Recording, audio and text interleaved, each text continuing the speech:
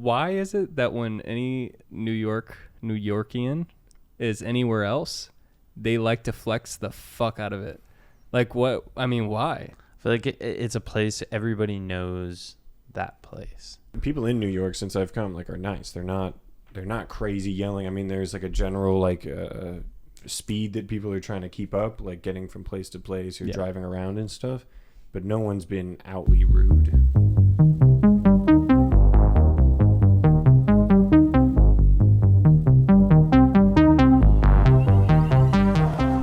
So this is your second time in New York, New Jersey? Yeah.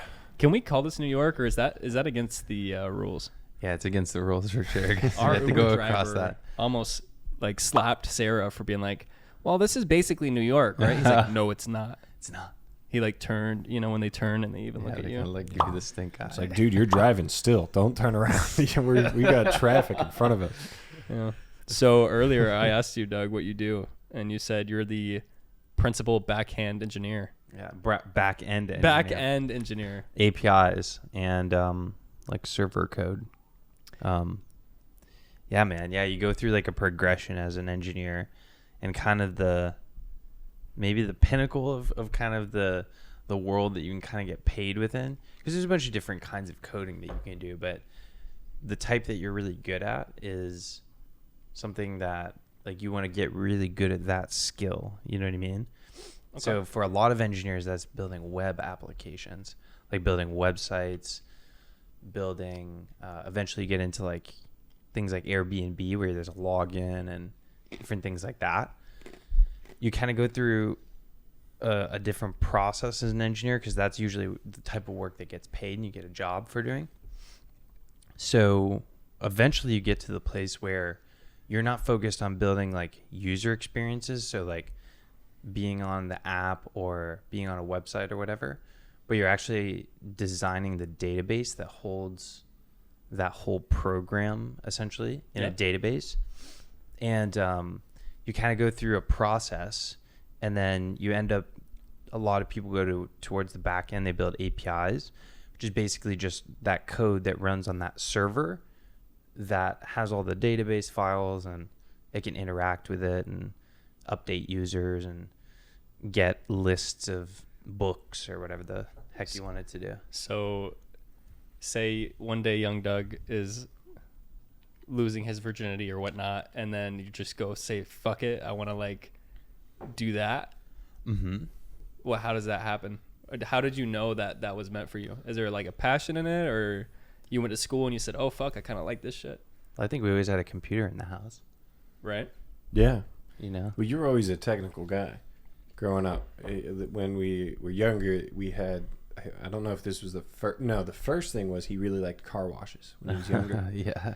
He loved, like, he wanted to learn, like, how did it's a system of components that, like, it's really cool, and they all come together and they do something. It is quite amazing. You know? Yeah, we built, looking around, we built considerable, forms of that. So looking at the city and all the lights kind of reminds me of ants for some reason. Yeah, and seeing it from in an airplane, that's also crazy too, you know? Yeah. You guys ever see them pour concrete in like ant piles, and they pull out like a whole fucking city, like metropolitan city, the silver or whatever. Yeah. There's clubs and like gin and tonics are concreted. There's limes cut on little plates. Yeah. You seen the movie Ants? Have you seen that movie? Of course. Oh my gosh. Can you imagine ants? Or I'm thinking of Bugs. Bugs. You know? A Bug's Life. A Bug's is Life. What you saw? Yeah. Do you remember Ants growing up? Of course. It was like it was made by Woody Allen. Woody Allen. And it was a crazy movie about like an ant that rebelled. I don't know.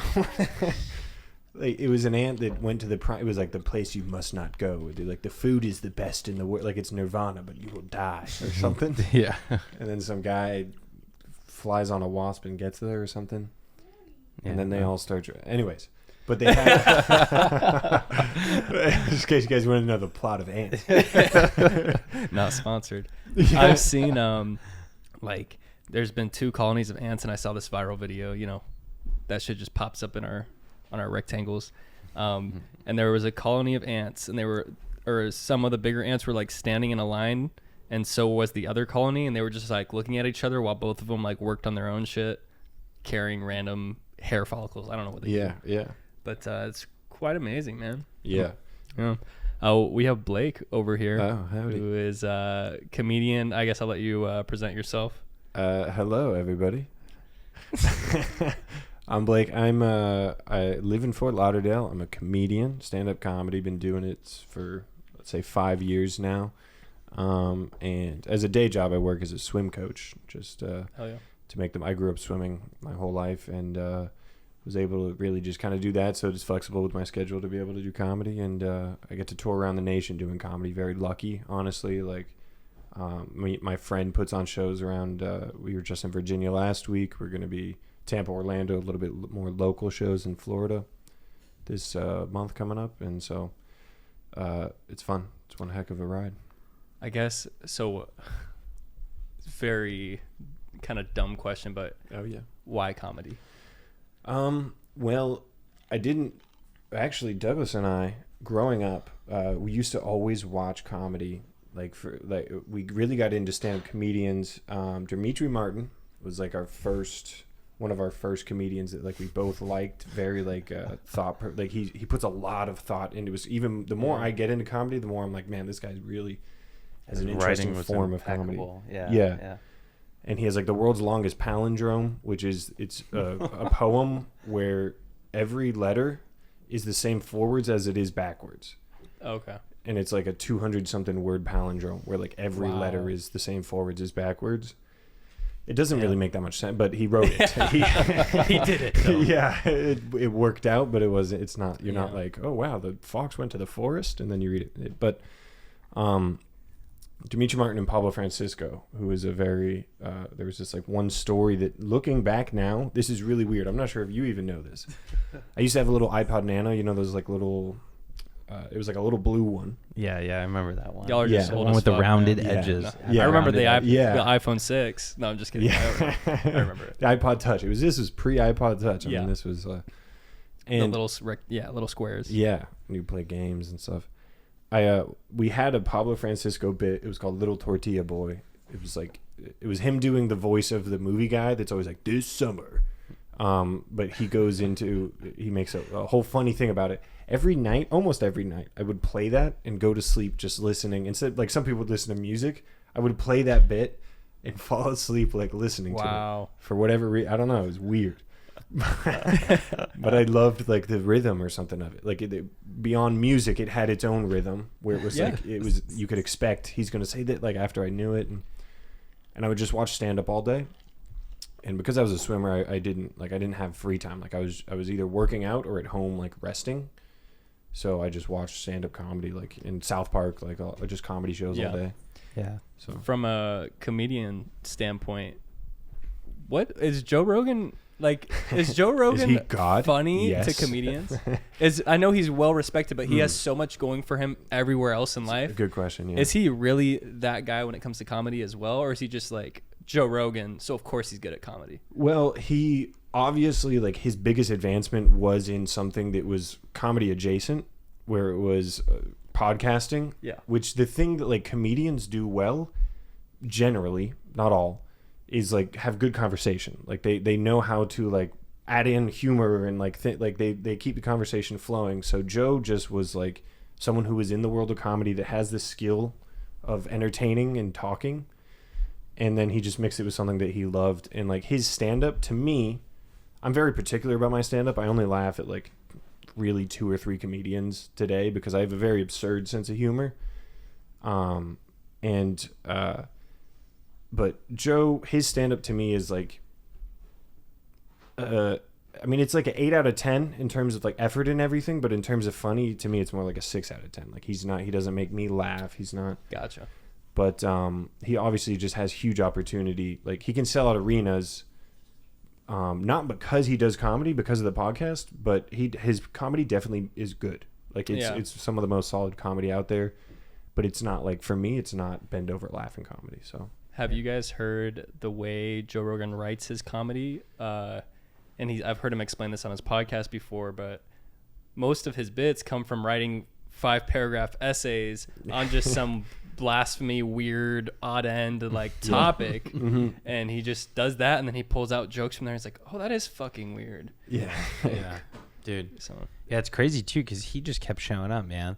That guy, he like, I think back about, was it X Factor? Was that what it was? Fear called? Factor. Fear Factor. Fear yeah. Factor. Fear Factor. Yeah, dude, Fear Factor, man. You know, like I remember when he was doing that, hosting that, and then eventually he got involved in UFC, right? Yeah. Dana White approached him or something. Yeah, so that And- makes sense. He commentated like UFC 26 or something. He didn't hop on like the first one, but he started pretty young in the UFC. Have you And, guys seen UFC like 3?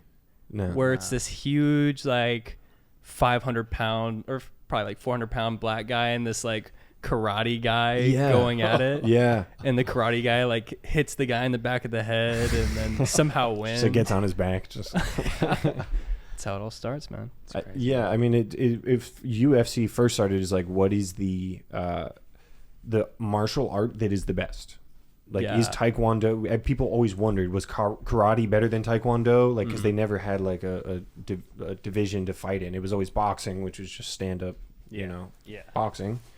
And now is jiu-jitsu considered the most lethal when it comes to fighting now, I guess? Like, It's one of the most effective. effective. Yeah. That's a better word. It's like because like apparently from this is an outside perspective, I'm not deep in the world, but like let's say wrestling and or like judo, I guess, are like skills to get people to the ground, and then jiu-jitsu is when you're on the ground and then you're striking, like whether that be Thai kickboxing, like you might have really strong legs, or you have good boxing ability. Like boxing itself is, I guess, not necessarily a martial art, I don't know, a fighting technique. So like you just kind of have to be a master at all of them. Like jiu-jitsu is just the most effective on the ground. Like, That makes sense. I have an interesting idea. You know how jiu-jitsu guys will, of course, lay on their back in competition because they want to invite the guy to try and come down with them. yeah. I've been thinking, like, if I get in an altercation in the street, would it be smart to just like get down on my back and act like I know what the fuck I'm doing? Come down here, bro. I don't know. I feel like he might just Conor McGregor hammer fist me. You gotta have those up kicks. New York can be scary, man. Yeah, I can, man. And it's probably because of this guy pulling up on people who owe him money. Oh yeah, Hey, man, I don't want to break both your kneecaps. But Yeah, but you owe me $25. is that how much it was? Yeah, it's $25. Can Yo, you we tell the all went story? in black, man. We all went in Yeah, black. we're all in black. Okay. Do you want to tell the story? Yeah. You don't have to name names. Let's go for it. unless you want to. I mean, I'll use first names, and I don't think it's very giving. But We'll do the studying after. we came to New York. I was here completely unrelated to spend time with Douglas, the family, and I have a friend that lives up here, and he's been doing a lot of captioning for stand-up comedians on Instagram Reels and TikTok and whatnot. And he's been getting overworked, so he sent me this one guy, one of his friends, James. And turns out James had a birthday this last Saturday, yesterday, and it was at this place called, well, maybe let's not go into names. Like, I don't know, it doesn't matter. He was at this bar, and we were going out to dinner completely unrelated to go eat at 5 o'clock. And this bar was a 4 or 5, well, maybe it ended up being like a 10-minute walk, maybe. It was like a 10-minute walk away, and it was where he was having his birthday party. And I was going to meet up with Danny. Danny, my friend, was supposed to be in town, and then Danny and I were going to, like, I was going to introduce with James, who I had edited his clip, the captioning for it. So Danny called me yesterday, and he's like, I'm not going to be there. So then I was like, well, I guess it's just me. And I felt kind of weird, but I was like, I thought we were going to have dinner. My girlfriend and I were just going to sneak out, go to the bar real quick, be like, joke around with the guy, and then head out.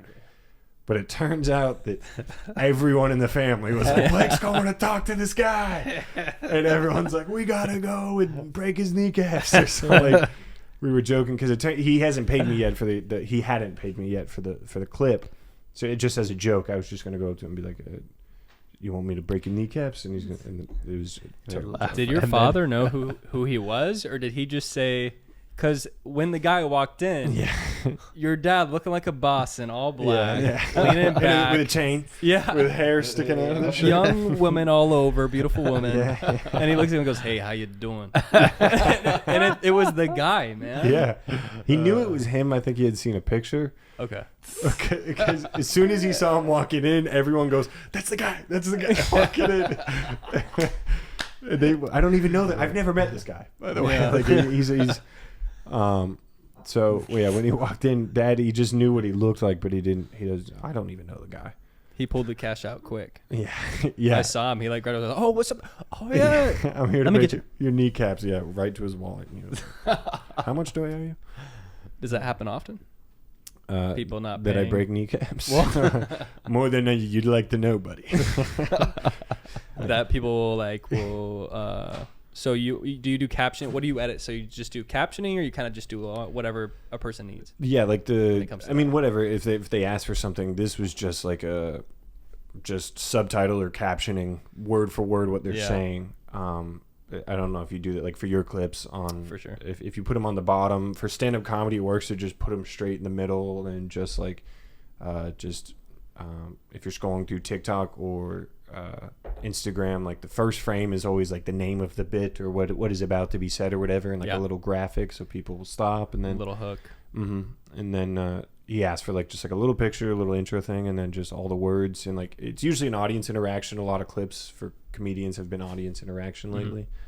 So this was an audience interaction clip where they say something funny, he says something funny, and then post it online, and it's But comedians usually, if you do edit for them or help them out, they pay, or is it kind of like a stingy area? They pay. It depends. Like Danny, my friend who's been doing it, he's been doing it with like pretty high end comedians, so they're like, for them it's so valuable. Like he just does it for X amount of time. It gives him, it's not a lot of money, but it's about a little bit less than $50 per clip. But like, if a big name celebrity is like, I'll pay you this money and you give me a clip, and then because they already have a ton of followers, it just gets like 100,000 200,000 likes or like a million views, right? Because they're already like established really funny comedians. So for them the value is so low and the return is so high, like so yeah. That's the conversation I have with my editor is we don't know, so we try to not copy, but we see what the big dogs are doing, and then we try to kind of go off of that. But we're kind of stuck in this gray area where we don't know if it's popping just because of their name and we're copying the wrong sort of structure, and maybe we should branch out and try our own things. So we're stuck in that gray area of trying our new things or kind of copying the guy. That's the thing. People who have podcasts are already these established names. And I always say I'm just doing it in a weird way where I'm doing a podcast first and then building a personal brand, which really just means my face on a camera of me doing shit I already do or try to do. And I'm doing it the opposite way. It's weird stuff. Yeah, it is like a the difficult thing I found for podcasting and stuff, and it is like what value do I provide? Yeah, really, at the end of the day, like as a comedian, for me, most of the time it's just entertainment value, and that's a difficult value to define because it's not it's not a product, it's not something, a technology, like it's not something that they walk away with to be like a life hack to improve your life, where they're like, oh man, this chicken does taste really good when I what is it called, bake it on the setting or something. Yeah, when I put it on 350 for 12 what is it when you put it in a bag and just like leave it? Oh, marinate. Well, or something different. What does Chick-fil-A do? They do something, what are the brine, when you brine your chicken. But okay, getting way off point. I have ADHD, ladies and gentlemen. Do you have Adderall? Yeah, of course. My heart rate gets a little high. No, I don't take it. So, it's entertainment value. Comedy is right. It's not something that you can really define. So like, and that's I have to determine like what is valuable to people, like and why would someone stop to watch a clip? Like, is it because they're gaining value, or is it just because they're trying to just relax? Like entertainment value is just they're trying to escape the craziness of everything else, and I'm kind of just a break in between. And now online, there's just so many breaks. You know, there's so much comedy, so many entertainment routes to go into. So Doug provides value by being the brain source of the operations. yeah, back end. The backhand? You mean the backhand? Well, it's just crazy because like all companies now, they're basically driven. Like data is the world's greatest commodity. It used to be oil. Now data is just like, it's just crazy how much there is. Yeah. Valuable. Yeah, and the other part is that there's the mass majority, like only like 0.0001% or something like that of that data is actually used to provide value. Like most of it is just stored, thinking that in the future we'll use it for something that is valuable. True. You have TikTok, right? Yeah. Like you just have it. Yeah, I got one. Yeah. You guys notice the weird stuff, right? Yeah. Like man. talking about something for the first time ever before. I mean, is it proven that they're listening or no? Is it, or could one say They've probably? always been listening. Yeah, I mean, they own the data, right? Like at the end of the day, like that's what their EULA explains. Are they allowed, or I mean, is there some sort of legislature that allows them to listen? You know that terms and services thing that you just never read and press accept? Yeah, that's it. That's all of it. Mm-hmm. That's you just like signing away every bit of it. The one that I had you guys sign right before this. and yeah, and imagine this, right? Like, especially with TikTok, like, you know, the other foreign countries, like, they can reach into the servers, like, and I'm pretty sure China probably, and I'm fairly sure that there's an article out there now where they have, you know. Mm-hmm. So it's weird because people don't own their data inherently, but they do. Like, it's something Right. about them, but they don't own it. Like, I own a record about you.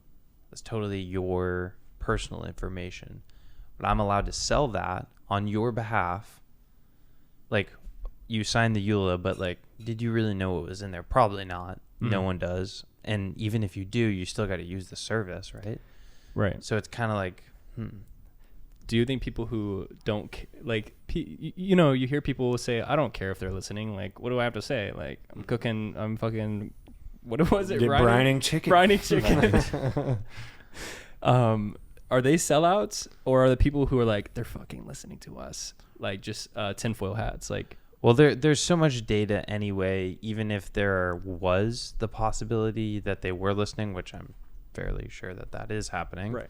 at some level. I mean, there's plenty of Oh, if it was me, whistleblowers. I'd be listening to all y'all right now, collecting. Yeah, it's crazy. Yeah, man. yeah. It's, Just working at TSA and just flipping through all the iPhones in the world, just hearing each conversation in the middle of it. Wow, that's good sex right there. Yeah. All right. yeah. And it's crazy too because governments can fund really crazy technologies. So like I knew this person and it was declassified, but he was working on something where he could read internet signals through power cables. Whoa. Yeah, isn't that Through crazy? power cables. Yeah. Whoa. You know what I mean? So like think about that, you know, like and the implications of that. Yeah. But did he find the clitoris? I'm sorry. I don't know why I'm going on deep. It's late in New York or New Jersey. Let me Jersey City. By the way, I personally think Jersey City is worlds better than New York. Of course, New York has its history and, you know, there's a lot of big things that's happened there. But when it comes to walking down the road, Jersey City is nice. much cuter. Yeah. Families, young adults, little dogs. Well, it is nice to be able to go to New York City, right? It's the accessibility factor. It's so nice. And where we were in Brooklyn before, if you look behind you, it's like way over there. But when we were over there in Brooklyn, it was a 45-minute train ride into the city, right? So, and also like 10 to 15-minute walk. So every time you want to leave, you're doing a 10, 15-minute walk. Now, mind you, like we did the one to Grove Street station a day, but it's not, you know, it's much safer over here, much cleaner. Taxes are less. Yeah. It was amazing seeing Times Square for the first time. That's okay. You're all right. She made the ding and then she was like, we have to start over. edit that out, Bailey. Jesus, babe. Where's my water? No, just kidding. I don't even remember what I was saying. Oh, Jersey City versus yeah. New York. Much better. What do you think? Jersey City's definitely much better, right, for you? Because you've lived in Brooklyn and now you're living in Jersey. Yeah, it was cool to say we did the Brooklyn thing, but Yeah, it is. I'm glad that we're over here in Jersey City now. Mhm. Much I easier. don't want to, and I'm really good at offending niche categories of people. Why is it that when any New Yorkian is anywhere else, they like to flex the fuck out of it? Like what? I mean, why? I feel like it's a place everybody knows that place. True. You know what I mean? Like they know what it stands for. They know what it like. There's like loud people yelling at each other in the streets. There's all this crazy shit. You can They're talk. pretty nice. You want to talk? Okay, she said later. Okay. And people in New York since I've come like are nice. They're not crazy yelling. I mean, there's like a general like speed that people are trying to keep up, like getting from place to place or driving around and stuff. But no one's been outly rude to anyone really on the street. Everyone's been nice. Yeah, I think it's just it's a place that everybody, they know what it would be like in their mind. You know what I mean? And they can imagine what that's like. And I think that when you say that to somebody else and they're like, oh yeah, that's crazy, you know? I just love that in New York. It's not like when you're an asshole, you're actually being an asshole. It's kind of like, oh, I'm just having to be an asshole for a moment here. Like I'm in New York. Like we're all busy. We're all walking quick. Yeah, man. I mean, it's 8.8 million people stacked on each other, right? Spread between 5 boroughs. That's a lot of people. A lot of fucking people, man. And you know, when I came here, like my first time coming to New York, for whatever reason, everything I'd seen was been like from the 80s and 90s of New York and stuff. So I thought like it was going to be difficult to do things in New York because it's like the city, like it's hard for drivers to come in and like a big truck to drop off supplies to like a CVS or whatever. Like I thought everything was going to be really difficult.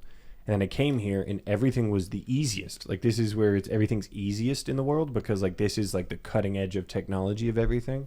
Wow. So I was like really surprised, like, oh, New York is the most in the future. Like for some reason I just thought of it in the past kind of, and again maybe it was because I just watched movies of it from the past, but I was like, oh man, like this is the bleeding edge of technology. Not like Silicon Valley necessarily, stuff like that, but like they adopt everything so like capitalism is so prevalent in terms of like what's the most competitive, most valuable, easiest thing like works here. Like And it's crazy too because for a long time, of course I know this because of the field I'm in, but like the jobs at the banks were the first ones to bring programmers in as like a professional job. Otherwise it was just like a hobbyist culture before, right? yeah. But then the banks see this and they're like, oh yeah, like we can hire all these people. But then after that, and that was like all in COBOL. There's like a really old language called COBOL and all these different things. But and then Silicon Valley came along, you know what I mean? And jobs and like all the that. demand went up. Yeah. Like they were they were like, oh man, the value of the return we had. Like Jeff Bezos was like, I saw something that had like a 10,000% return on it. I knew I had to get in, and then he made 10,000% return like every, you know. It was so the demand increased, and then Silicon Valley was the place that it ended up being settled, where everything was like booming. That's interesting. Yeah. What's your guys' personal views on Bezos just becoming who he is, of course, and now he's swole as fuck. Divorces, we all know what happened with the other wife, and now he has this smoking hot woman. He's on the glow up. Yeah. So do we have a chance still? Yeah. What do you think about Jeff Bezos? What are your thoughts? I think he's a good force overall. And hear me out on this one. Like pandemic hits, we have like the way to get shit to our doors pretty quickly. Genius. You know? Like had it not been for that, we would have had some really difficult problems and like a lot of prosperity across America because of it, you know? And if not him, then who? You know what I'm saying? Because there is clearly a need for it. Is he in shady business at all? Because, you know, I don't think we so. just toss around Bill Gates' name and anything that sucks. Oh, yeah, I don't, yeah. Yeah. I mean, I think it is a monopoly About already, Amazon but I becoming think a monopoly. monopolies, and this, I'm going to say a really controversial thing, but like, I think generally over the lifetime of a monopoly, like, they're a good force for the society that they reside within. even though they're not good for the people. And it's a political flip-flop of those two things, right? Like that's like there's good, there's evil, and not to imply that there's yin, there's yang, there's black, there's white, there's, you know what I mean, there's contrast in the world, and that frivolity of those two things is what really makes our society. I mean, that's what drives everything. Monopolies are really just like a different, it's like obviously a different form of competition, because it's not really competition because it's a monopoly. But like FPL, like Florida Power and Light, like they're a monopoly. Like they're the only people that sell electric to people, but they provide that as a service. Like it's more of a service than it is like a business. And the way that they make money is, you know, it might be through subsidies, and like it's not as direct, but like they need to be a monopoly. Well, for the most part. And monopolies are weird too, because like they work in interesting ways. Like there are a lot of things like for a long time, Microsoft, the majority, like probably 95%. I'd have to look at the numbers to be 100% sure. But like good portion of their revenue was Windows. And then their other businesses were very small. And then when they go to court, they're like, no, we're not a monopoly. And it's like, they're not a monopoly. They're working in internet browsers. They're working in this. They're working in that.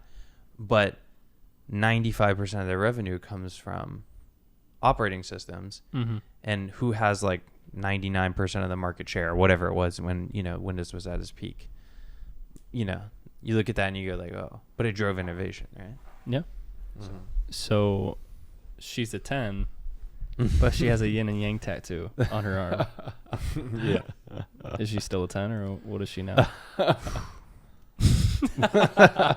Both a 10 and a 0. I mean, that's a yin and yang, isn't it? Somewhere in between. Who knows? A 1 and a 0. Classic. Yeah. Binary. If your lovely got a yin and yang tattoo without telling you, what would you think? You win some, you lose some. Yeah. How do I, if I the yin and yang of life. I mean. If I were to become, what's my first step to make the podcast industry a monopoly of only the Wet Slap? If I were to make the first step today, July 4th, what would my first step be? To make the Wet Slap to ruin everyone and just only be me. Man. If I knew the answer, I would have done it for my podcast. That's where the problem lies. I think like Joe Rogan, for the most part, I mean, he doesn't have a monopoly, but like it is insane what he has. Like the thing that's interesting to me, going back to comedy a little bit, every big comedian, like big names, was not just from them being funny. It always has to do with like a business move as well. Like when there were like Apple and all these other companies are the same thing, where it's like they just they found a way to meet the product to the like the value to the people. It's hard to explain. I guess it's easier to explain like Dane Cook. Easiest example. MySpace. That was his thing. Like he was funny. He definitely had this stuff, but there's thousands of people that are funny nowadays. Like funny is not valuable anymore.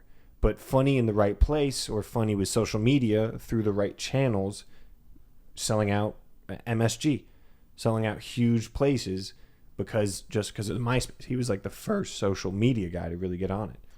Yeah, and you have to have that edge. The same thing with John Mayer, actually. And you know what's funny? Like they used to upload their songs to like things like Kazaa or Napster or whatever, you know. And then it's like, no, like torrent this, like you know, and then they were like on a million people's iPods, and you know, like these little edges, man, they're important. Yeah. When I met Sarah, she didn't know who John Mayer was. John Mayer, and it hurt really bad. Oh, do you know who John Mayer is yet? Oh, wow. Is he the mayor of New York? Rogan likes to downplay what he's done a lot, and it's I take it as a humble thing, but sometimes he's like, man, I have no idea how I fucking got here. Like, I'm like, shut the fuck up. He's both like a ruthless businessman, not like ruthless, but like, but yes, but also like just a nice guy that's like just showing up. Comedy doesn't allow you to get your head too big. Like he does the most humbling. He does jujitsu, which is like you push yourself physically, and you find people can kill me. Like you're humbled that like I can't walk around starting to think like I know anything. Yeah. Because within a minute I could be unconscious. Yep. And so that's very humbling on a evolutionary level. And then comedy going up. I mean, he doesn't necessarily bomb anymore. He goes in front of tens of thousands of people that are there for him. Like you really can't be set up to go bad. Yeah. You'd be surprised. You definitely could go bad in there. It's very easy. Mm-hmm. I always say you're like 2 sentences away from bombing at any moment on stage. Mm-hmm. You can Wow. anything can go from everyone literally laughing the hardest you've ever seen anyone laughing before to everybody in that room hating your guts. Like with it's so quick that can happen. Yeah. And Joe is going through comedy and growing up through that is acutely aware that like it's not just like at any moment you can be strangled out, you could be bombing on stage, like like just those very humbling experiences. So he's learned not to ride the wave up because it leads to ego and that it has its own problems, and to not listen to the ride down. I watched this thing. It was Dave Chappelle met with Maya Angelou before she had died. And this was when Dave, I think, is either right before he had left for Africa and left the Chappelle Show and $55 million on the table, or this was right after. But she had talked to him and said, don't pick it up, don't put it down. And it just means everyone's going to, if someone gives you a compliment, they say, oh man, you're the funniest person in the world. Don't go, thank you, I am. Just be like, okay. Right. Because if you listen to them on the way up, they're going to be talking shit on the way down as well. Mm-hmm. Well, so if you never pick it up, never put it down, consistency. And that's also like when you gamble, or if you're doing anything with like stock market, pieces and things like that. Mm-hmm. It's really important to like the gambler's paradox or the gambler's mistake is that when you're down, you're never going to be up Fallacy. again, and when you're up, you'll never lose.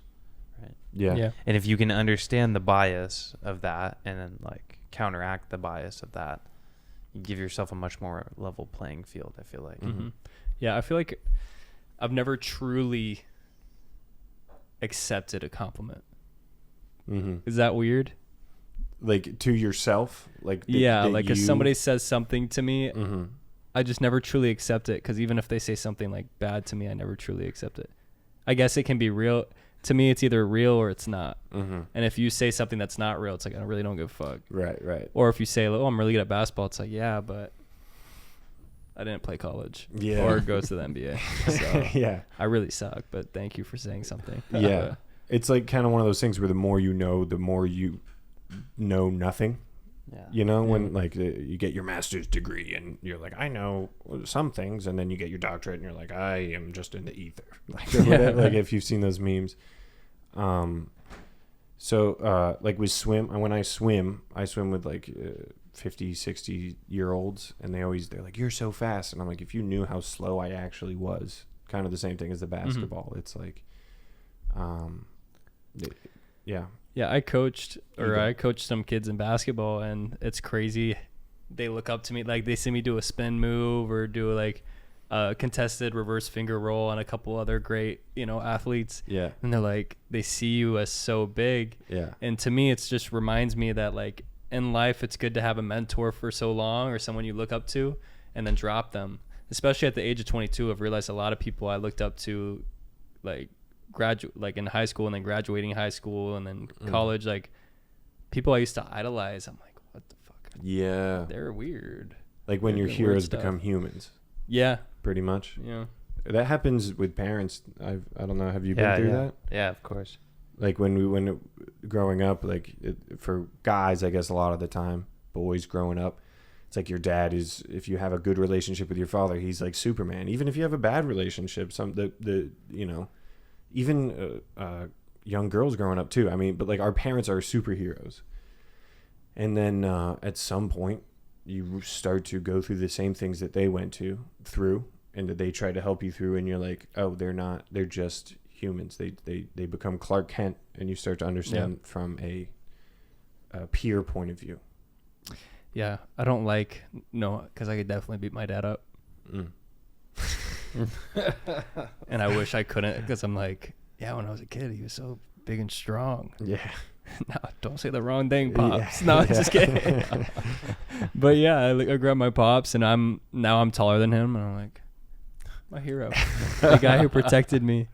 I remember I used to have this girl who bullied me in middle school, and I'd cry about it so bad, and I didn't tell anybody, and every single day she would bully me, and yeah, she was in love with it. She was in love with me. Yeah. She was like, hey, Arnold, you see when Angelica, what's her name or whatever, she's always making fun of Arnold because she likes him. Was it that kind of thing? Yeah, pretty much. Yeah. But she was ruthless. She was pretty bad. She liked you then. Yeah. I didn't like her. She wasn't cute. But yeah, she called you names all the time. Where's the weird spots? Where's it's hard the weird to love someone that calls you names. What's the weird spots you guys sweat? I feel like everybody sweats in weird spots.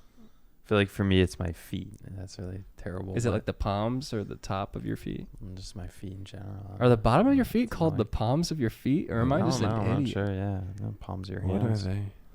It's the bottoms of your feet. Bottoms. Palms, maybe? Palms of your feet? Can we say that? Yeah, palms of your feet. So is it the palms, or is it okay? Is it the bottom or top of your feet that sweat? Bottom, definitely. Okay. Yeah. Where? I was walking today through the city, and there was we were walking past World Trade Center, and there was a big breeze. Do you remember? Did that stick out to you guys? Where all of a sudden the wind picked up like crazy? Of course. There's so many big breezes in. Yeah, yeah, I know. There's so many. That one wind gust. Do you guys remember that back in the World Trade Center? Good old gusty. Listen, we were out for like 10 hours. I was a weird kid. Do you guys remember that breeze we were feeling earlier today? Hey, his name was Augustus. Talking about the windy city. Wait a minute, this is New York. I thought we were in Chicago for a second. I could feel that my knees, like when you sweat and then a breeze comes and you can feel like it cooling off more because of the sweat. You know what I mean? Like you're wet, so then it's cooler. My knees were like, they felt wet, and I was like, are my knees sweating? And I didn't say any of that to anybody. I internalized it. Just kept walking. You're kind of quiet. Oh, I'm very most quiet. of the time. Yeah. So the fact that because that shit's going on in my head. Yeah. His eyes just open really big and wide. I'm quiet all day because I'm like, my knees are sweaty. This breeze is intense. You're like, what is this kid thinking about? Oh my god. Yeah, I sweat behind my knees. That's so weird. I sweat behind. This my was knees. the front of my knees. That's what behind the knees I can get where it's like that little crevice. Yeah, sweating there now. Anyways, that got weird. Why are boobs sexualized? Why are boobs sexual? What's the innate thing in us males? Evolution. But like they're just like round, and they're there's fat deposits, a little fat storage. Evolution. Yeah, you're just like, man, those are some weight. What are those? Those are some birth-bearing hips. When you see a nice rump. Is it just because we know, and like, because we know it's just like that's the factor where you see it on a woman, especially now and back then, and you're like, okay, that's a woman. Yeah. Like, I think it's just that you see like a mate in your head that it's like, oh great, I like big butts and I can't hide. He's basically just like, when you have birth, you're probably not gonna die. Like it's all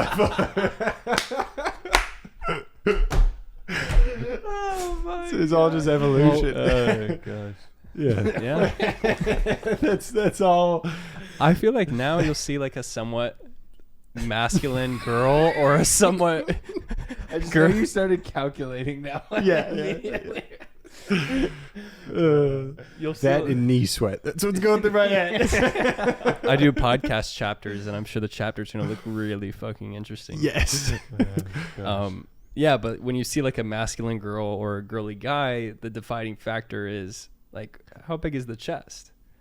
At least that's what I do. Yeah. If I'm like, I don't know if that's actually a girl or a girly guy, you know, we're all unique. Yeah, We all have our yeah. characteristics. Yes. And So I just look at the chest. I'm like, okay, that's a big chest. And also something that's interesting is androgynous figures to both genders are like pleasing. Like you think about like Angelina Jolie when she had a really short hair. Yeah. You know what I mean? Yeah. You're like, wow, like She has a pretty know, distinct so- jawline too, like a Yeah. masculine, somewhat jawline. face, but yeah, you know what I mean? Like But but you're like, oh, that's Yeah. it's attractive. androgynous figures. Mhm. That's- I feel like she came up in a celebrity crush conversation earlier in this trip.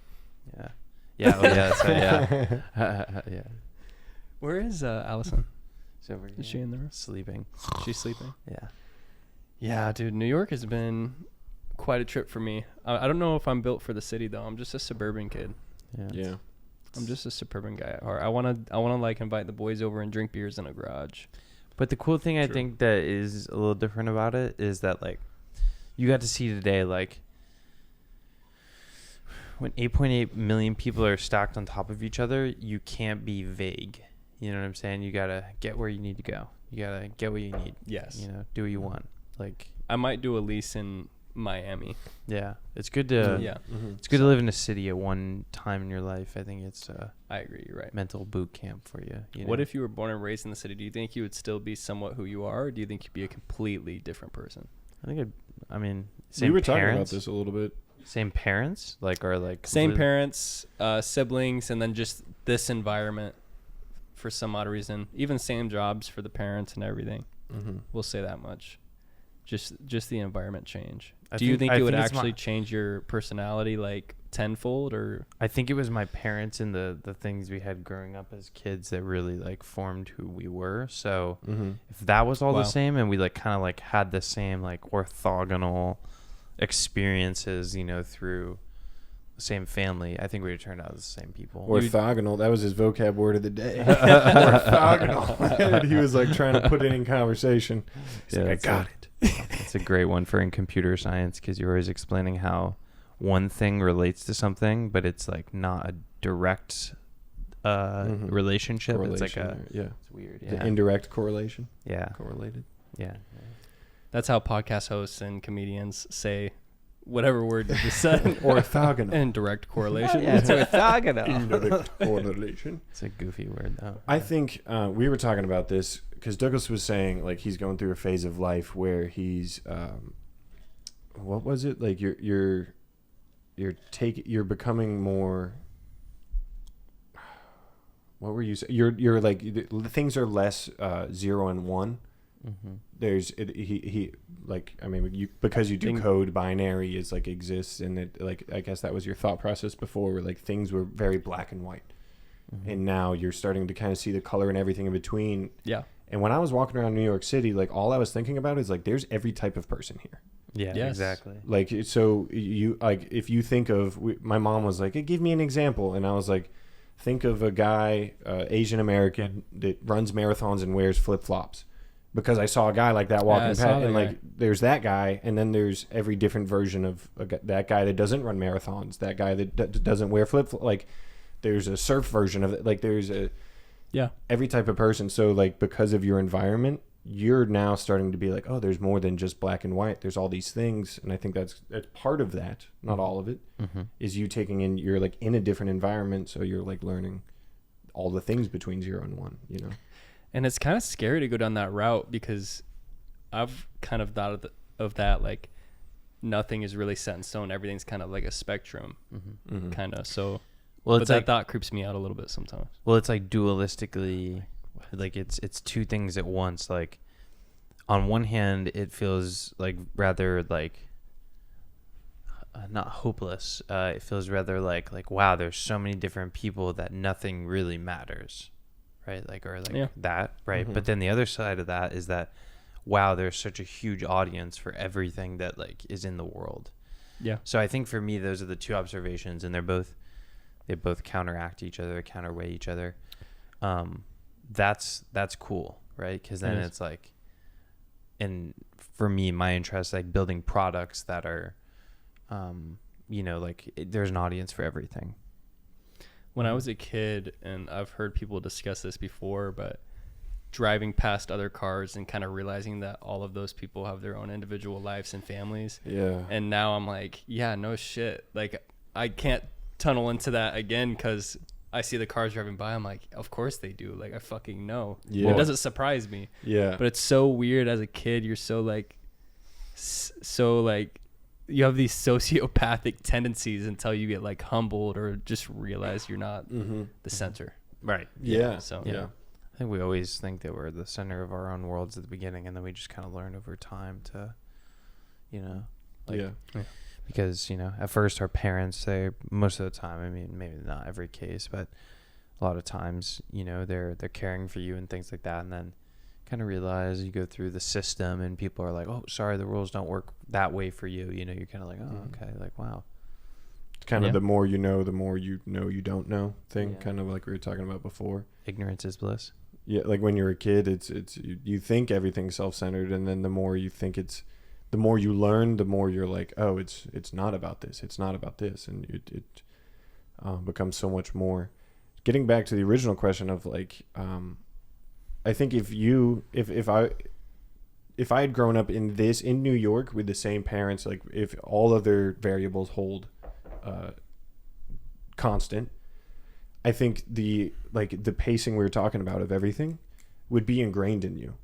Like that's like the New York kind of vibe. It's like these people have they're running at a different pace because that's just what they know.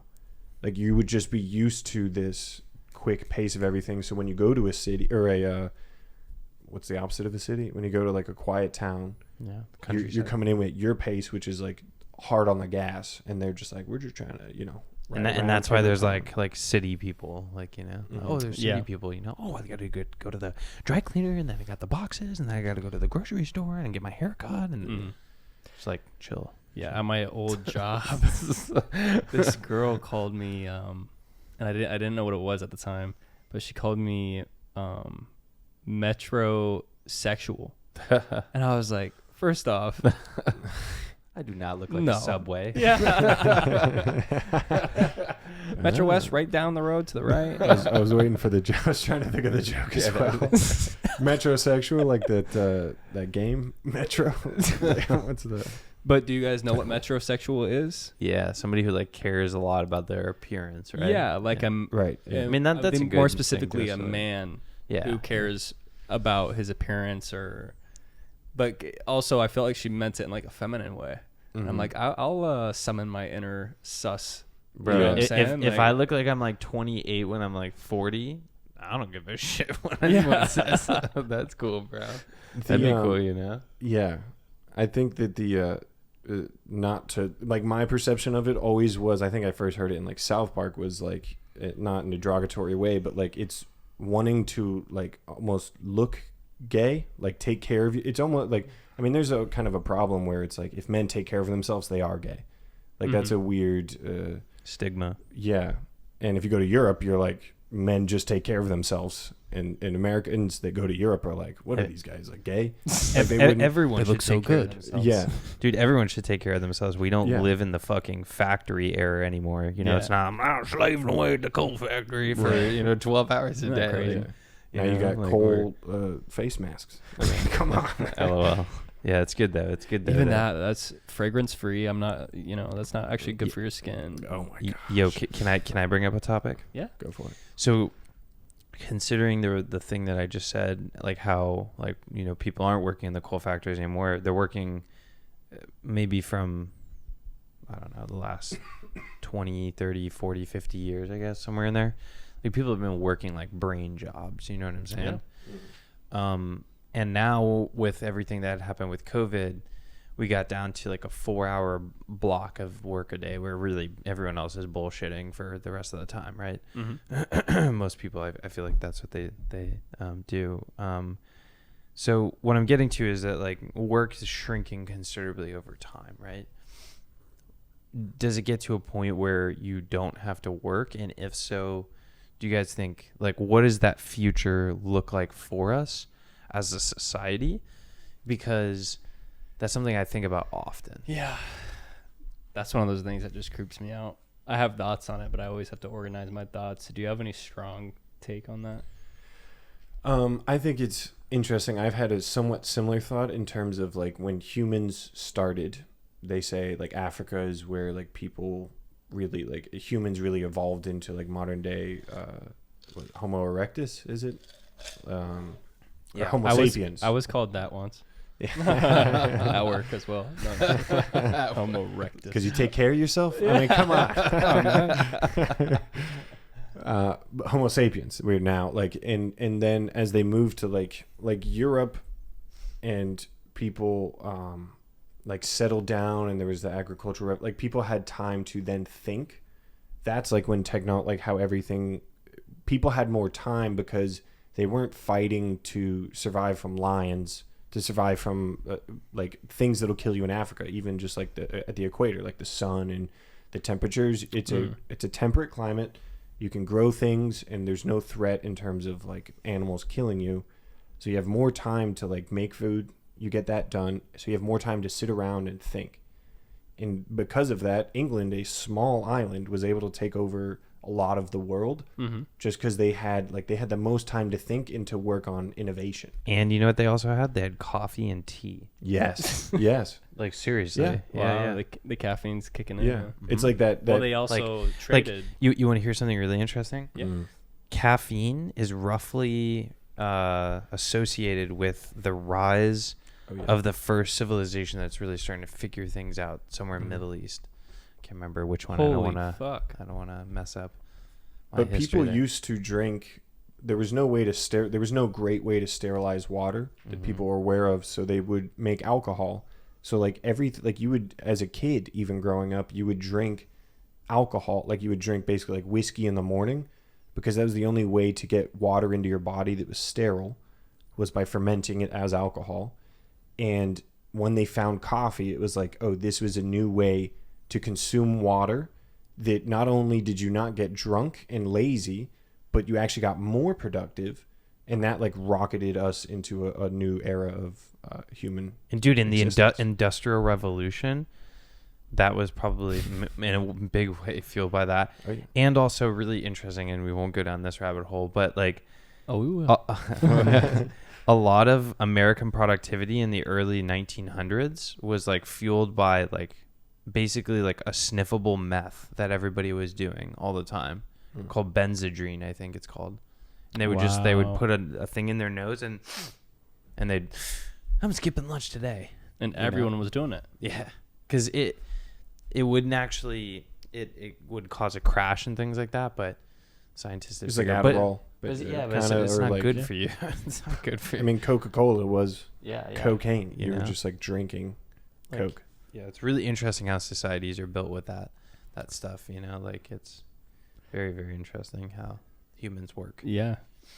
What was the original question? I was just trying to Yeah, think I know, of it right? because Yeah. I'm like, there was 3 huge topics that just we were talking about you were talking about jobs and getting into them like disappearing essentially because we're becoming more thought. And okay, so here's another topic on that. UBI. Do you guys think that it will be necessary, or do you Universal think basic income. Yeah, universal. Yeah. Basic. Andrew Yang, did he start that whole thing, or the Popularized idea? No, I don't of think UBI, he or popularized it. I mean, it's always been a notion of an So, idea, right? I feel like, and I could be wrong, but this is what I'm feeling is, I think we're downplaying how the majority of the population is able to kind of fit in and do what we need to do. So if there's only like mind jobs or jobs that take a skill or learning, I feel like a majority of the population will kind of fit into that, and there will be outliers like we see today. Like we do have jobs that take no thought and are quite mindless, and we still have outliers. So I want to give credit to the majority of the population, I think. And I mean, is there some sort of like, aren't we getting smarter as time goes? We're using our bodies less, and we're all kind of like on average becoming a higher IQ. Well, hold on a second. So let me ask you this question: where is the majority of information contained? Online. Which is Shit.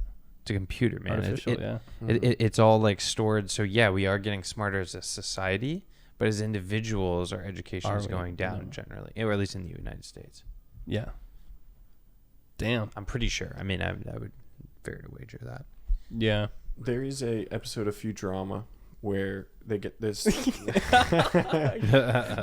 guys watch Futurama? You guys Of course, yeah. I love that show. Very Great math. show. You might like it. It's very Matt Groening, right? yeah.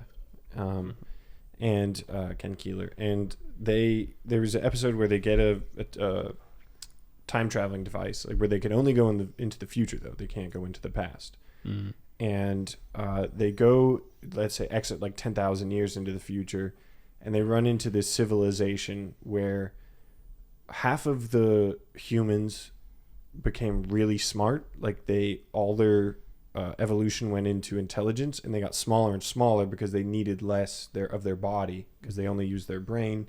And then the other half of the population were dumb, like the dumbling or something. I don't know, they called it some name, where they just got like really big in brute force. Yeah. And like they never had to use their brain. So like humans had like separated into these two different like just beings altogether. And I think that's kind of what it sounds like in terms of like there's going to be some jobs, like there's people of the civilization that are like just brain, and then some people that are like just brawn, you know? Yeah. I don't know if that's... Well, I mean, I think you can automate away a lot of those things too, though. And there's two possible outcomes. Either we do it smart and we have the second renaissance, which would, of course, be the preferred path. Or, yeah, more of like the Orwellian type future that you just described. This has to be better than the Renaissance It could be. I think when the Renaissance was happening. Because we have technology now. Yeah. Like this is way bigger than their paintings was amazing. Like when they went from 2D to 3D. Like they started painting in 3 dimensions. Like that was one of the first things or one of the things that came out of the Renaissance, and like the amazing leap of human potential like raised up. But this has to be bigger than the Renaissance in terms of human potential has increased exponentially. I keep seeing these things on YouTube and social media where it's saying like, oh, AI drew this picture, or AI created this thumbnail. I'm sure. DALL-E, yeah. What does that mean? I've never clicked on it and watched it through, but I mean, it's just a generative AI. So like based on a prompt or based on some input, it's able to produce some output that's like of that likeness or something, you know? So it's like, man in mountain, with bold title top left, and it like zzz, and it like builds it, Yeah.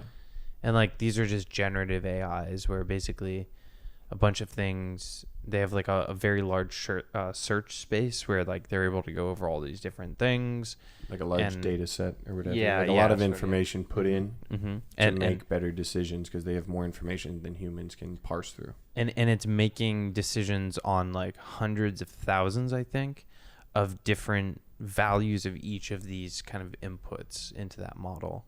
And it's able to create this incredibly rich API, which is like a way to interact with another machine, like a specification to do that.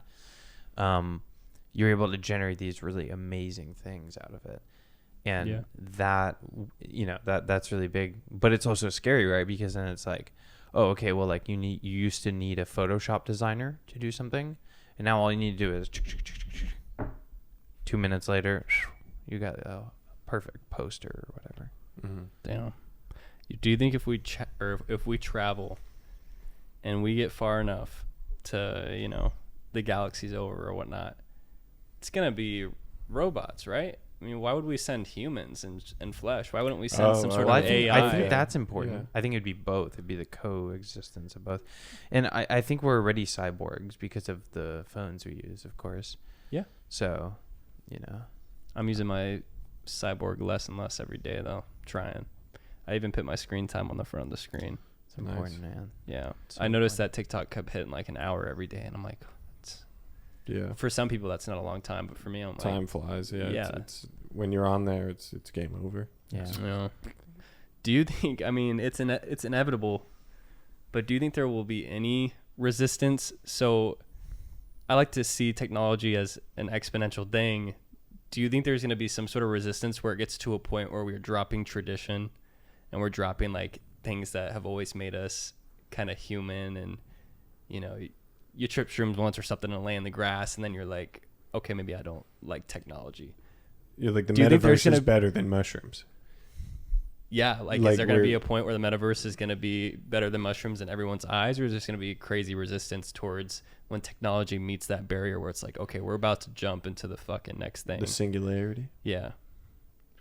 What are your thoughts? I mean, you think more about technology. Doug's and going to be the stuff like this fucking and- lead against the resistance. Yeah. He's ready. He's going to be the back end of the Bring me Joe the Rogan. lead back end engineer of the resistance.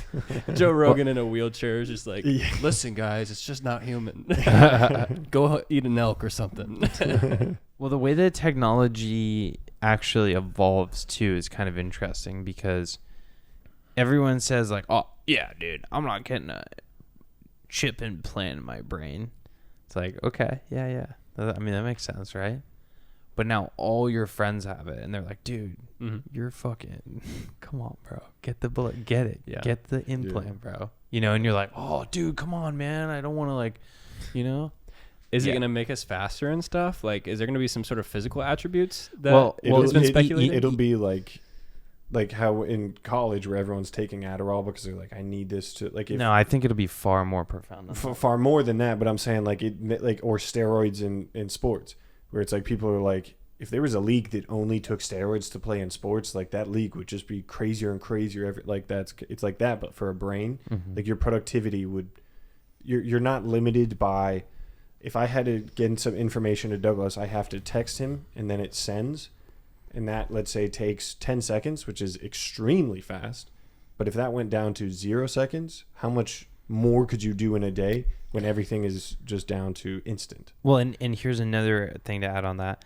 What if you could transfer like files, thoughts, like these very high, maybe like gigabyte content, what you would imagine, like maybe if we like streamed it in some wacky way, we built some technology that could stream thoughts or some wacky thing. Those would probably be very rich experiences, and like right now you'd have to like get on a computer and do this and this and this, and like what if I could just like oh yeah, let me airdrop this like thought to you, bro, you know, like you're like, what? That's what Gotcha. technological improvements have been. It's like getting more information across more effectively. Yeah. Like when writing first and writing and reading became a thing, it was like, oh, we can now, rather than things being an oral tradition and losing information and it, you know, being passed on like a game of telephone, now we can write something down and information is more easily passed from person to person. And then obviously computers, like it's the information era. That's where we're in. Like it's just an increase. So this is just the next level of information throughput. Yeah. And we are relentless optimizers. And what I mean by that is like all of our business processes, our court system, all of these things are built around the idea of like everybody is just they're there to improve the system by like 0.001%. It's weird that you brought that up. I was just about to ask this. So there's the optimizer and then there's the business guy. Of course, there's some sort of collateral or whatever that word was, which is amazing. Orthogonal. Yeah. Orthogonal, yeah. Maybe I probably use it in the wrong sense. No, But I got does business and profits ever hold back that optimizer? Yeah. I mean, that Where it's I think Because most. I know these guys are getting. I mean, they're running out of ideas, man. There's 3 fucking cameras on the back. And I would fair to argue, like, even though Tim Cook is a fine businessman, he's done a great job at managing Apple since Jobs passing and things like that. Like, I can't think of the last time, other than the transition to Apple Silicon, which really honestly, like, even though it is a pretty mind-breaking, like, idea, or like it unlocks something that like it's like, oh wait, like it feels like all the hard problems have been solved now, right? And when somebody makes a leap like that forward, it's kind of like, oh cool, okay, that's There's very few big leaps to be had anymore. Yeah. They're all small leaps. and when Neuralink yeah. would be that would big be thing. the next big leap. and probably the gateway to all the following bigger leaps, you know what I'm saying? Like, because the next Facebook won't look like Facebook, you know, like you can't look at an old company and look forward and go like, oh, that company's gonna be like. Yeah. a thought I would like to entertain that might have no answer. We have the brain chip, and we're on the brain chip 18 Pro Max. Nice. What's you next? paid a little extra. That's good. Yeah. 18 Well, Pro I think once we are connected to each other, the technology it's not as important. Like the actual like right now it's really important what model of phone you have or what like mixer you have, because it's a hardware thing. Same thing with your laptop. This microphone even. It's a piece of technology that's like physically there that enables a certain thing. But once you get to a place where your brain can transmit everything to each other, the interface disappears completely and you don't need any of that. Yeah. You know what I'm saying? That makes total sense. So you're asking what's the next big step in terms of monopolizing your podcast? Yeah. That's being the first Neuralink podcast. Yeah, or being like yeah, dude. You could stream your thoughts Check directly. There you go. I mean, that's it. Game Perfect. Okay. Yeah, Neuralink, my podcast. That's what you wrote. What does that even mean again? I can't. Next day. Yeah. Oh, fuck, I remember. So as a computer coder, and you write amazing code. When you see those fucking movie scenes where it's clearly like the fakecode.com or whatever it is, and they're just going, and it's the green letters on the black screen, does that just piss you off? No, not really. I mean, You're just cool with it. Yeah, it's just the thought of like I'm what we almost do. in. Yeah. One of those, Give me 10 minutes. Yeah. Then the timer starts going. But it is always Sweat. funny because watching like a plot of a movie, even movies that like really think their stuff through, like, you know, it's not like accurate. You know, you're like, oh yeah. It's like if there's like a swim scene, and they're like, it was a close race, and you're like watching, and you're like, but they both can't swim from like a swimmer's point of view. You're like, they don't know. But you have like in a movie, it's always a director has to learn like he's making the movie, so he has to learn like about how to code. Like he can't get that granular because the amount of time it takes for him to learn how to code to accurately represent it on TV or a movie is not worth it. So they just put in like a guy typing. Yeah, because that's You know what did do a really good job at this though? And it makes sense why. Mr. Robot. I love that show, by the way. It's a great show. yeah. That's what's his name? Mr. Yeah. Robot. The guy that played Freddie Mercury in Rami Malek. Yeah, Rami Malek, dude. Yeah. Awesome, dude. Mr. But like Robot. I can never he's one of those characters like, you know, Daniel Radcliffe, like you can't unsee them being that character. Was it typecast or? Yeah, I mean, I don't know. I mean, that was more just the flagship show that he showed up in, Yeah. Rami Malek. Oh, you know? for you when you saw him in The Queen. Or just any movie other Yeah. than, you know, like Mr. Robot. I just think To of me, him as you're like just that Mr. quiet Robot. Yeah. hacker guy, you know. but he did a good job at like actually Oh, yeah, representing what a hacker, like what the real Well, shit is. so yeah, he himself was he was well casted, but what I mean more so is the computer scenes. They bring in hackers from DEF CON, and the stuff that they do on the show is actually pretty damn accurate. Like I'm like, wow, like that's crazy. That's great. Because I've done that world you get into. It's called penetration testing, where basically like your goal is Are we just to. letting that slide? Yeah, I know, right? Yeah. I mean, Like, Pen testing? I know what you mean by pen. testing. Yeah, no, it's a cool thing though, because double penetration testing? Is that what we're calling DPT? ebony penetration testing. But yeah, no, it's cool because like you have offensive and defensive hacking, you know, and you have to know the ethical stuff to be able to guard yourself, your business, whatever, Yeah. you know. You pay learn people to that hack into your system so you find the weaknesses of it and then how to defend. That's cool. And for me that's like doing puzzles, you know what I mean? Some people like doing puzzles, some Mhm. people like I love doing that, like trying to capture the flag. It's Mhm. called. Yeah, That's fun. that's what I like a lot about the new movie with Adam Sandler, Netflix original Hustle, because a lot of basketball movies the basketball scenes are just fucking horrible, and it's Yeah, so dude. fake. Yeah. It's not a and I'm like, realistic representation Yeah. of what you Yeah. experience. especially when the clock is at like 8 seconds and you count the seconds of the conversations they're having. Like Yeah. the coach looks over, I'm like, that was the 13-second conversation. Yeah. And the clock was at like Like 8. you Yeah, just start yeah, your and then watch it- and it's like, Yeah. Dude, you know what gets me always with that is the way people talk to each other on the phone in a movie. Like they're just like I'll be there in 30 minutes. I'll see you there. And then just like they both hang up with the phone at the same time and like don't say like, oh, okay, like see you, man. Like, Yeah. Yeah. you know, like, There's no awkward, like, I love you. And he's yeah, like, yeah, what? like what? Yeah, beep. You know, there's never any of that. They just like Everything is sing always like a thing. perfect in a movie. Yeah, it's so Yeah. funny. I mean, it makes sense. Again, Well, it's representational. Getting into, I don't know if this is a weird way to get into it, but like in terms of art, we now appreciate the granular more than we ever did. Because before that, like if there was White Man Can't Jump, like how that represented basketball, like for people that play basketball, they're like, that's close enough that we enjoy it. We don't care for fair representation of basketball in our movies or whatever. And now people care about that. Like now because we the can- internet. because of the internet, we can learn everything about basketball. We optimize, like you're saying, we're so optimized focused that now in our art, in movies, we actually care about things being accurate. Like Neil deGrasse Tyson like watched Titanic and he was like, that's not what the constellations would have looked like at that time. Like because he knows constellations, he's like, these stars are wrong. So now they have to get the stars right in the background of a movie because they value that now. That we didn't value that earlier before in the 1980s because people didn't know about constellations as much. And so that's like, And life wasn't connected, right? Like if you wanted to get on the internet, you know, like you had to like go into this little box and somebody picked the phone up, right?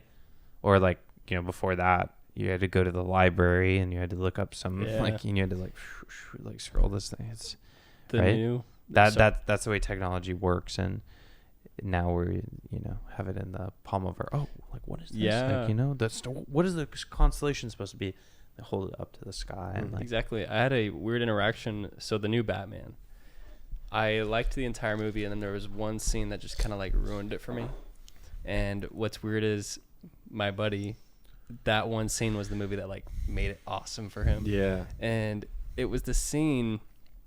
It's been out long enough. No spoiler alert. haven't seen You're it. gonna I listen haven't to seen it. it either. You're Yeah, both I don't gonna know. listen The one to with shit. Robert Pattinson. Yeah. Yeah. There's no spoiler involved, actually. Okay. It's just a Okay, one cool. scene Got it. that ruined it for me, Right. and it involves zero plot. It's when he died. No, I'm just kidding. I haven't seen the movie. There's a scene where he's chasing, I won't even say the enemy, he's chasing somebody, and this semi like flips, and then it just so happens that the trailer lands and it's the perfect ramp, and he ramps over this semi that was flipping, and the Batmobile, and he's twisting, and he goes through the fire of these explosions of vehicles. I'm like, first off, that's like at least 24 citizens dead on the highway. And Batman's chasing one fucking What guy about selling those some guys? drugs who littered in fucking New York subway. Pick that shit up. 24 must die so 25 can live, or something like that's just what his vigilante thoughts are. And I'm like, that scene, I'm like, okay, what? It's too perfect. And I just it's too- hate that it's so cliche as well. Yeah. And then it's, You couldn't suspend disbelief. yeah, I want it to be real. Like, show the semi flip, and then Batman fucking shoot it out of the glass and roll. Yeah. And he's badly hurt, but Yeah. somehow he gets the guy's tire. You know, like, show me some real. He's like dudes. disabled because his left leg is like, you know, like all fucked up. Yeah. Like, Yeah. But it no, cuts to him in a it's wheelchair, and he's just like, I've really been struggling with life lately, like really hitting a depression, and I don't know if like, you know, I can't even like pee on my own. Like someone has to pee for me. Do you know how like demeaning as a human being that is as a man to have someone pee for you? Yeah. It's like at that point you're like people just walk out of the movie theater. It's like, this is just sad. But then you're in there and you're like, this is accurate. I like this. Yeah. So this is the Batman I I honestly wanted. would like that. If he just had a Foley catheter in with like Yeah. a bag on this side Yeah. of his. Yeah. No, that would be great. yeah. It's too perfect. But yeah, my buddy was like, that was an amazing scene. But my buddy studies film. Everything worked perfectly. And apparently he said that they actually did that stunt on set or something like that. Like that was like real fire. Yeah. And he like knew the ends to it. I'm like, okay, like we're still Well, friends. they had to follow up Chris Nolan's film, which he didn't direct it, of course, right? I'm not sure. Can we look that up? Because Yeah. like Chris I Nolan? wonder. Yeah, Wait. Chris Nolan for the new obviously did. Batman. Yeah, he did the old Batmans. I feel like I should know this. There's no chance that he did it. Bartman. Looked up the wrong thing. Bart. I was like, is that the director? Bartman. Hold on. So yeah, Christopher Nolan. He The new or one? Wait, no, that's Dark Knight. The Batman okay, yeah, 2022. What's the 2022? What's Well, the he name did of the movie? Dark Knight. He did all the really good I'm not ones. sure what it says IMDb. But I'm a little biased. So he's It says it great shows me the director. next Batman. It says Matt Reeves. Matt Reeves Matt Reeves, directed it. played by Christian. Okay, now they just Who directed the Batman 2022? Matt Reeves. the Matt Batman Reeves, okay, 2022 alright, yeah. film. Yeah, but not Chris Nolan. Yeah, So they Matt got that Reeves. answer to that Yeah. question. But He had big shoes to fill. yeah, exactly. That's what I'm getting to is that he really did because Chris Nolan is known for he's a great He's director. amazing. Amazing director. All of his movies too, maybe not all of his movies, but a lot of them focus on time, which I think is really interesting. But He shoots on film too, I think. Not he shoots digital. yeah, and they use Wow. they do use the IMAX camera. But there's some which- things that he films does- on. Well, what he It was does. Dunkirk. Dunkirk was a movie. He filmed so it all good. on film, like Such a good movie, dude. I think, or something like. Such rather a than digital. damn good movie, man. All of his movies, but one of the things he does is all of his scenes are very real. Like he employs as many real elements to the movie making process, and through that, it feels very like organic and real. Like Film grain. well, something film about grain, it. but like even more so like Interstellar. He has like that scene in the Tesseract, where he's falling, Koopa's falling through time space, and he's Yeah. like in that. There were like the underpinnings of that. He was like hanging on wires, and like he was like falling through like a thing that they built. Like they'd built like a massive thing, like and like the ships are real and stuff. And then he like makes it look really cool from a film perspective, where it looks very like hyper realistic. You know what I mean? And dude, that scene from that movie where the ship is spinning and he has to like get onto it and slow it down.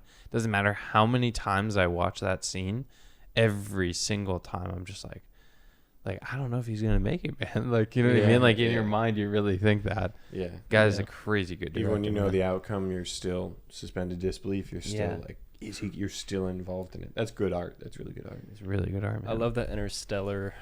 It's a little bit of a longer movie, and it just took its time to kind of like set up all the punchlines. I'm Yeah. not like Yeah, no, Interstellar is punchlines. way deeper than that, but Yeah. like I just feel like movies just rush now, and Yeah. that's why like TV shows or even singular season things where it's like 9 episodes and that's it. Mm-hmm.